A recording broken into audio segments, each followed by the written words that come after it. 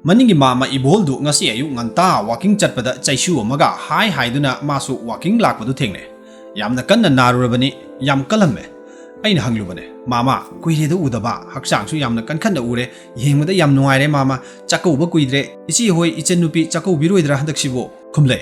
kallabani bungo nang mama se handakti kari wakhalda kaugadoribano ne bungo nang mamadi pungning munungsi mamang chahidu kuki meitegi lansina sokhallaba lanjenaraglaba chakouba yawba phanglaroidaba maraibak thiraba ichalise sing adugi khallaga handaki ningol chakouba simadi leplasi hainake hawjiki oriba phibam sida aikhoi kedobagi haraw nuaiba phongdokadoriba no haiduna chakouba thengke tarak tarak gari machada chachaba makhoi ama ani pawba lambi da thattuna pochai pawba chingthaba yawke chumna ngasi simadi chatpiranu haiduna ifa phajana hainabada namdana chattaba yadi haibasu hairaroidaba singdu migi kai khomnaba ijat haibama sungyeng yengbidana social media da pawba thadoktuna aikhoigi phajana dabadu yeknabasu loina uke yamna serious oiba handaki thokliba lanphama se thamoi singna nuaitaba pawba yawra male mariba ngusibana thalle lamdam se khaluribane adubu handaki ningol chakouba simadi adum manipur si irang leitraba yam santi de leirabagi matawgum mahausagum ningol chakougadore mamangda ningol chakaubada saruk yaba phangkidraba ichal ise ima indon sing asisu chakaubadi yawridore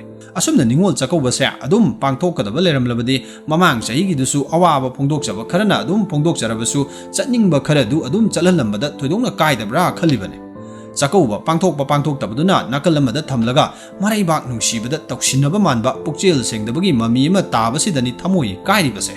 ngayaki ningak wakalduna hummaga puba lisang sinna asanba miyeng ama leitaba manbasidani nungaitribase adubu nang mamagidi isu nupi sanahan biduka kaubirage longkiba matung ahanba chakaubane ataidi kaudrabane hoi mamagi wafamdu achumba ngaktane kadaidano karinoma isoi madi leire phare mama ay amuk chacharukige hairamlaga wakhal mawon khanna yum yorkiba khangaude tasengna pukchel sengdabagi mami tabra haibase itanta hangje masisu sumdabadi nate lansigi kudongchaba lawduna leiba ngakpagi mingda taroidoba phattaba mayam tawbagi paw tatana tare mama ibolgi wafam ase aina babada tame babana hare aikhoi masigli wari si amuk tokraga lalaksida saukhat thaurangi thabak tawribani haiduna leingak na ngaihak leitana social media da advertise tawbasi tasengna midnight kadaidano yamna thoidabagi mami ama tabra khalle santi leidaba leibak lalakta chakot thaurangi thabak paikhatpa mai supak loi khulai paibana lana sel khairakpada chakot thaurangi thabak suriba sinmisingda akaibo oi thadaragliba project singi senpham mafam chana sizinaba ngamlaroi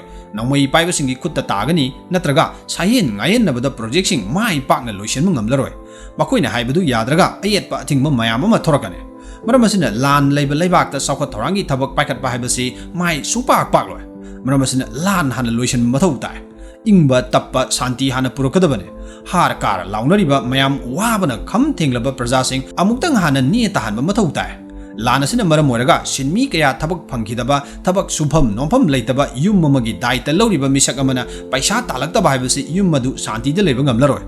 adugumba santi leitraba yum kayana semba laikai ado amuk ingba tappa chakhatpa haibadu uba phanglaroi adugumba laikai kayana punchilaga semba leipak ado kaidongnungda santi leiba haunade maramasina chakhat thaurangi thabaksi khajiktang nathai thamlaga manipur haibasi district manga khakna semba malhalliba hairiba district manga sidagi hena chatpa ngamdriba apikpa angangsingna plastic gi nongmoi ama pairaga numidang wairam yorokpaga lampakta toktuna nongmoi kamnabi sanabagi mongum ngaihak leitana kamningba matamda kaptharagliba se masida full focus piduna most priority sia masi ohelaga amuktang thabak tawbiyo tawsinabasi toklase malhanbi sia luchingbasingna tambiduna makha tabasu loina hainarabugum tawre sentiment se aroi bida sokna kibana matam khara changjarabasu ngaiba tabane honabadi lepiganu adubu masigi issue se na thairaga project purakpagi wari chakhat thaurangi thabak ni haiduna social media daga thagat pirakpado kadaida no thamoi sida machin tumba tingkhang amana chak thinbagum phawe iphongna wanaraba praja miyamgi most concerned subject most priority ase thawoidaba manbagi mamido tai madu utpirakanu thamoi se puba ngamde sauningmana pik thalle ama boire handaki ningol chakauba sina lakpada lamdamasigi ningol loibising amadi mabung mapasingagi marakta leinariba maridu hena chechinba oirasano amadi handaki ningol chakauba sida yawba phangdraba ichalisye sing amadi relief camp da awaba kayaga sagonaduna ningamdaba mairina chakliba ningol loibi kayada thamoi sengna yaipa mangol pijare matangi ningol chakauba madadi manipurgi irangse loikiduna adongi isagi yumda chatuna ningol chakauba saruk yaba soidana ngambiyu haiduna taibang semba mapuda thaunijare